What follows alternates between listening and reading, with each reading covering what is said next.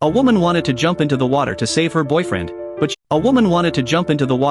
her boyfriend, but she didn't know the water was only a few centimeters deep. Just as she was getting ready to run and jump, their dog started barking like crazy. The man noticed and rushed to stop her, but it was too late. The woman lost her balance, hit her head on the diving platform, and fell into the pool. The man quickly swam to her and put her on an inflatable mat. Just a few hours earlier, the man had come to the pool to sunbathe. The pool manager didn't know anyone was there and turned on the drainage system. Water slowly started draining through the pipes. The man didn't notice. He fell asleep on the inflatable mattress. When he woke up, the water level had dropped very low. He tried to climb out of the pool but couldn't. He even broke a fingernail in the process. Suddenly, his phone started vibrating and slid toward the edge of the pool. He waited for it to fall in. At that moment, the dog accidentally slipped into the pool and got stuck on the edge. The man quickly swam over to save the dog. Unfortunately, his phone fell into the pool. He felt full of regret. Then he heard a noise behind him. He turned around and saw that the phone hadn't fallen far, it was still connected to its charging cable. He swam toward it as fast as he could, but the water had dropped again. He couldn't reach the phone. He saw it was about to fall, so he jumped as hard as he could, but he missed.